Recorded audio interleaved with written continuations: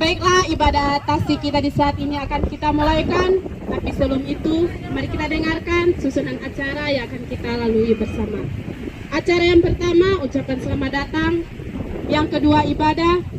Ketiga, kegiatan atau rekreasi. Keempat, penutup.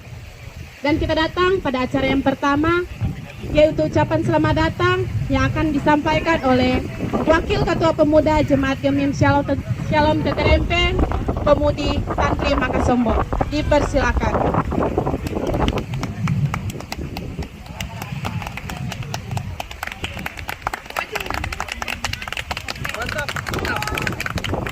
Shalom. Pertama-tama saya mengucapkan terima kasih atas kesempatan.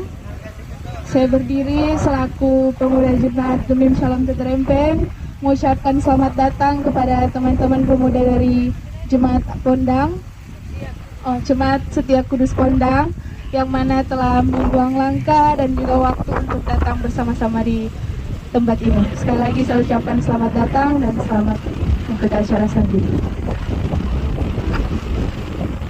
Dan kita tiba pada acara yang kedua, yaitu ibadah.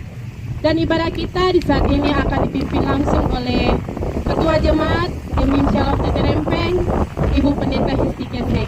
Waktu dan tempat kami persilakan.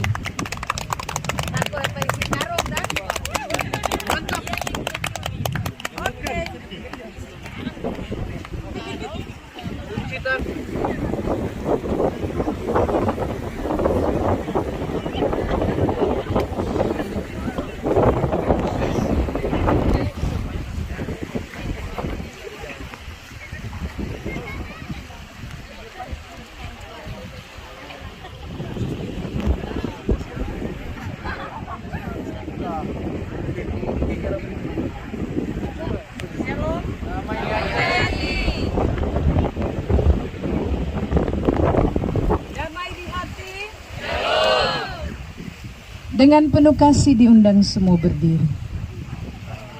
Kasih dari sorga, kasih dari sorga memenuhi tempat ini.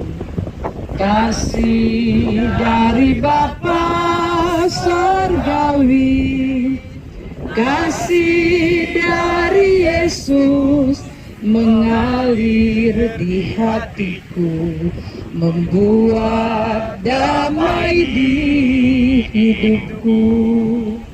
Mengalir kasih dari tempat ini, mengalir kasih dari tata Allah Bapa, mengalir, mengalir, mengalir dan mengalir, mengalir memenuhi hidupku. Kita habiskan ibadah ini, ibadah yang kami laksanakan di tepi pantai Pulau Paniki ini.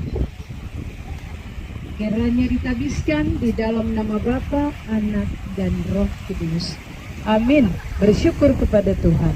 Bersyukur kepada Tuhan. Bersyukur kepada Tuhan. Sebab Dia baik. Bersyukur kepada Tuhan. Silakan duduk kembali. Amsal 2 ayat 1-5. Faedah daripada menuntut hikmat. Hai anakku, jikalau engkau menerima perkataanku dan menyimpan perintahku di dalam hatimu, sehingga telingamu memperhatikan hikmat, dan engkau mencenderungkan hatimu kepada kepandaian, ya, jikalau engkau berseru kepada pengertian dan menjunjung suaramu kepada kepandaian, jikalau engkau mencarinya seperti mencari perak dan mengejarnya seperti mengejar harta terpendam, maka engkau akan memperoleh pengertian tentang takut akan Tuhan dan mendapat pengenalan akan Allah. Aku sendirian, Dia selalu menemani hidupku. Namanya Yesus.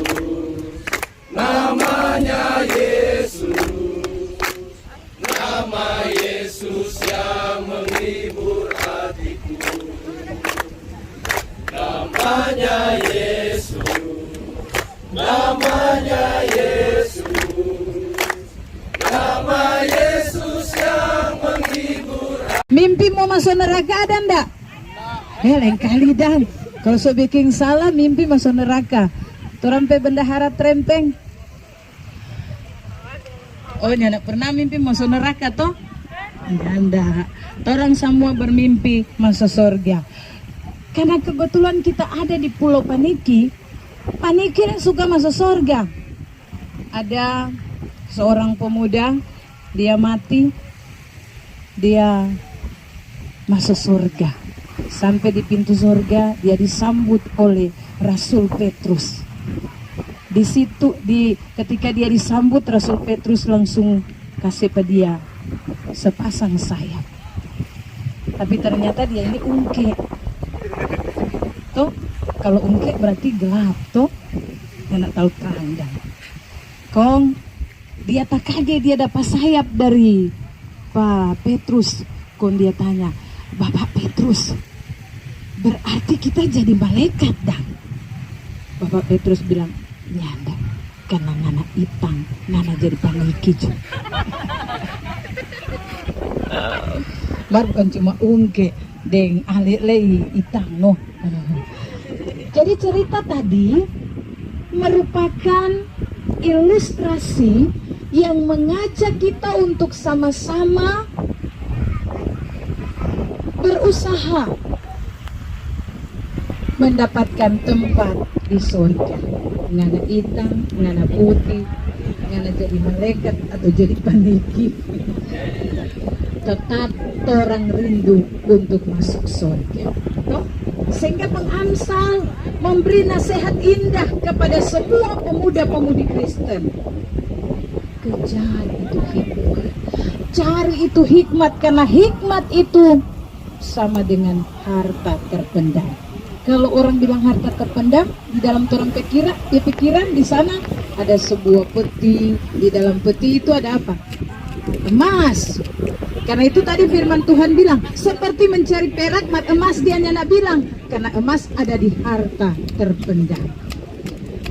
Kalau orang mau cari emas, orang mau cari perak, nomor satu dunia sekarang doi dulu. Mau dapat doi kerja dulu. Sudah dapat doi tapi orang lihat proses mendapatkan harta terpendam atau emas yang ada di dalam tanah, mesti perlu perjuangan, mesti gale sampai disaring dan dapat emas murni. Butuh perjuangan dan harus membuang barang-barang yang bercampur dengan tuh harta terpendam. Emas ada di dalam. Tuh kalau orang bicara harta terpendam, tapi kalau orang bicara khusus emas, setengah mati.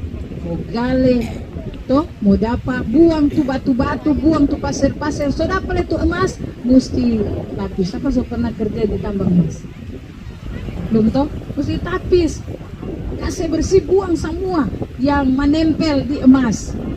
Dan semua yang menempel di emas tidak akan membuat emas itu hilang cahaya. Toh? Orang mau dapatkan itu dia, buang semua. Nah bagaimana orang diri ini mau disamakan dengan mengejar harta terpendam tadi, mengejar perak dan emas dalam harta terpendam itu? Hikmat yang bagaimana? Orang mau kejar, mau backing bagaimana? Sebagai orang muda, orang mesti kasih keluar tuh tanah, tuh batu yang ada di dalam hati, di dalam pikiran yang membuat kita sulit untuk memiliki hikmat. Apa itu dia? Itu kalakuan musuh, kalakuan besar. Mulai dari pengmalauan orang tua, dua. Mulai dari ngoni sekolah minggu, kalau trempeng untuk suatu muda. Sampai sekarang, Ibu Pendeta cuma mau kasih ingat, kalau orang jadi anak-anak yang menghormati orang tua, dengar-dengaran orang tua, pasti orang dapat hidup, toh dapat berkat. Kalau sampai sekarang masih malim buku tuh kalakuan soal menghormati orang tua, buang semua jauh-jauh. Anggaplah itu batu yang menghambat kita untuk mendapatkan hikmat itu. Belum lagi kelakuan dan perbuatan yang tidak menyenangkan hati Tuhan. Bergaul, tapi jaga ngoni identitas diri, citra diri, kualitas diri. sebagai pemuda-pemudi Kristen. Sama saudara seiman, Tuhan Yesus tersatukan kita tanpa memandang di antara kita. Bergandengan tangan, gandeng di tangan, Dalam satu hati berjalan dalam terang kasih Tuhan. Kau saudaraku dan kau sahabatku, tiada yang dapat memisahkan kita. Oh, kau saudaraku dan kau sahabatku, tiada yang dapat memisahkan kita. silakan.